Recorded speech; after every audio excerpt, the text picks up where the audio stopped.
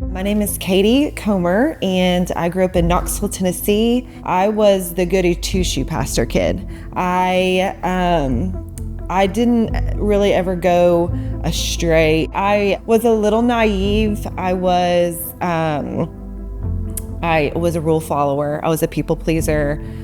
Being a pastor's kid, I was a little sheltered, at no fault to my parents. It's just naturally with being in the church and always at the church. I didn't know much of the world. I'd never been around drugs. I'd never been around alcohol. I think some of my friends had some cigars one time, and I thought, oh my goodness, they are sinners. It was definitely something that was not a part of my world. Everything was going so good. I had nothing to think that my life wouldn't be great. I was in high school. I actually met my high school sweetheart. Some of you may know him, Adam Comer. Everybody loved Adam. We fell in love at 16 and dated through high school.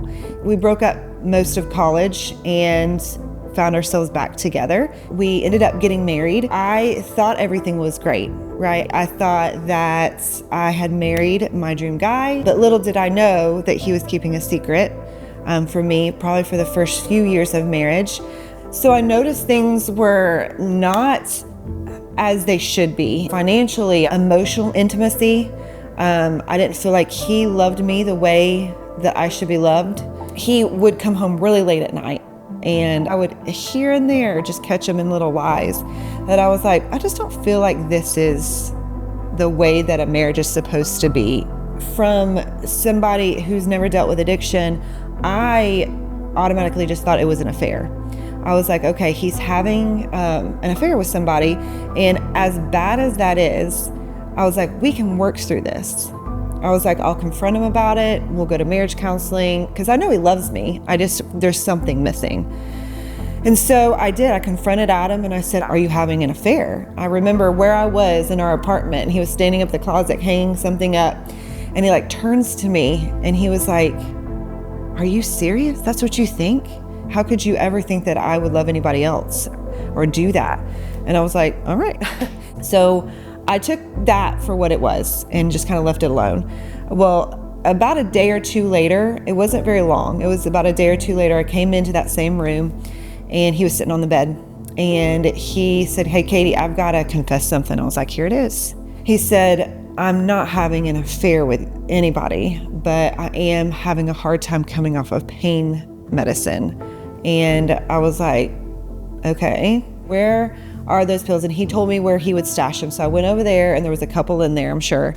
And I said, come on over to the toilet. And we flushed them down together. And I thought that was like a ceremonious thing that we just did that and he's done with his addiction. That's kind of where, because I wanted to think the best of him. So we obviously tried to self-detox at home. We did the Pepto-Bismol. We did flushing anything I saw down the toilet. I thought it was done from there. Little did I know that his addiction was just getting worse and worse behind the scenes. So when we were self-detoxing, the only people that knew about this were him and myself. Nobody else knew. It was a very lonely place to be. I didn't have anybody to lean on. I didn't go to any friends. It really came from him too. He was ashamed of it and he didn't really want me to say anything to anybody. We were in a financially desperate situation. So once we had an intervention with Adam, my family, his family, myself, he knew he was kind of caught at a dead end, really. And I told him at that point that I was going to take some time away from my video. I didn't really know what our future held. He was kind of at a dead end with everybody. He had burned all the bridges he knew, including his marriage. He didn't have me to kind of fall back to. So he went to go Google what he knew could possibly be the only solution, God. So he said, Christian rehabs in Tennessee. And once he did that, the first thing that popped up was S2L recovery. And he mentioned it to his family and he called me and said, hey, I'm going to try this and I hope that you can be with me through this. And I said, I don't know, but good luck. So when he went to rehab, He was expecting divorce papers every single day. Little did he know I was continuing to pray the whole time while he was there. And I do remember one of the most pivotal times was during that time of praying about what our future held. And I was at a church work day, and we were gardening out front. And there was this lady, and she said, "Where's Adam? I haven't seen him in a few months," because it probably had been a month or two that he had not been around. And I said, "Well, I'm just gonna say it." He's in rehab, and this is what we've been going through. And I don't really know what the future holds for us, but I'm really kind of fed up. And she was gardening, and she just looks up and she goes, "But what if you just give him one more chance?" And it was almost like the Holy Spirit was speaking through her. When I finally did talk to him, I noticed his voice was a little different. And I didn't really know what that was.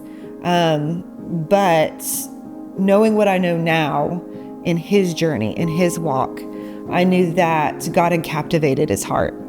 And it was just like a completely different person I was talking to. And during that time he was at S2L, God was really working on his heart and his life. And I was starting to get excited a little bit. I started taking his calls more often.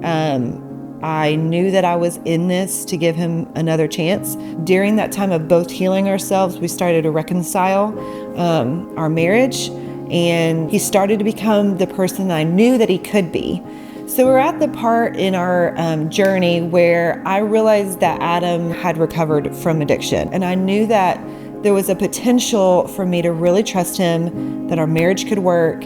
I was all in. What I thought the future held was him coming back to Knoxville, us starting our life there, staying away from certain people, having to figure all that out. But yeah, so God is funny. He ended up going through the program, interned, stayed there longer than most people do. But at the end of his internship, they asked him to stay on staff. And he was like, "We'll pray for 3 days, and then I'll give you an answer, but the answer's gonna be no." That's what he said. So he brought it to me and he said, "Will you pray about moving here?" And I go, "Okay, yeah, I'll pray about it." Yeah, I'm not gonna, just like, that's just gonna be off the table. But I did pray about it. And 2 days into us praying about it, my boss at the time, she comes into the door and she goes, "Hey, Katie, I got a promotion for you." She sat me down. She was like, "I got a promotion. It's a great opportunity.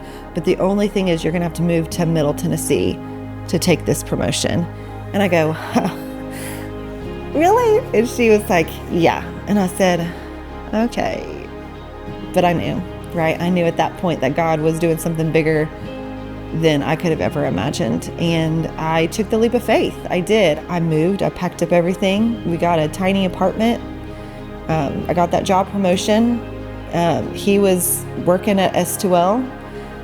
And I remember being on my hands and my knees and just with my arms raised up, like completely nothing else other than myself, and say, "God, I don't know what you have for me. I don't know what you have for Adam. I don't know what you have for our marriage, but I give it all to you.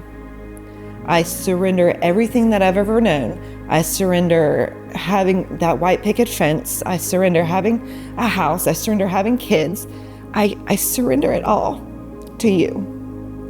I have nothing else to give but myself. And I give you myself. I give you Adam. I give you whatever you want." And it was a beautiful moment in my walk with him, because I've never felt that true surrender before. I had told Adam about that pivotal moment.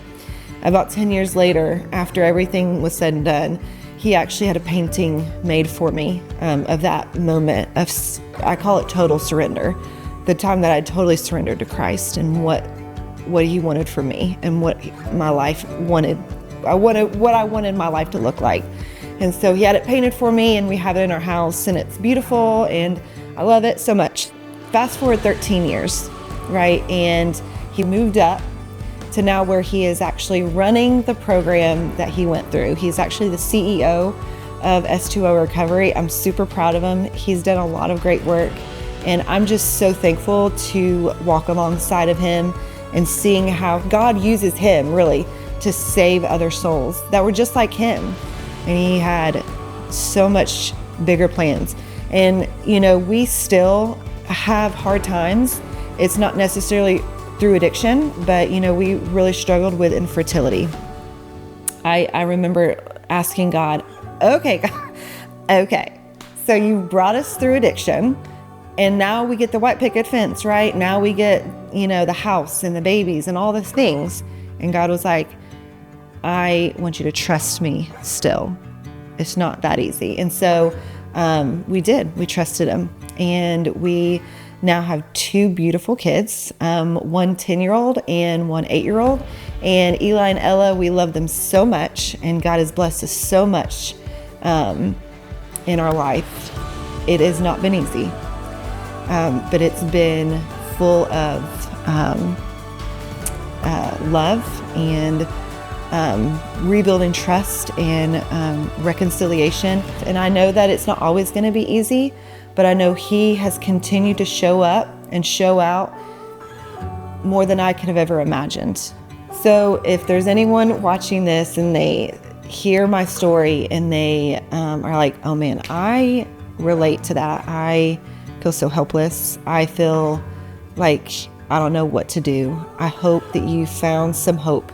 There's hope after addiction, really. And I know that there is because I've lived through it, and God is good. And I'm so proud of my story. And I'm so proud to share it and offer that hope that he's given me.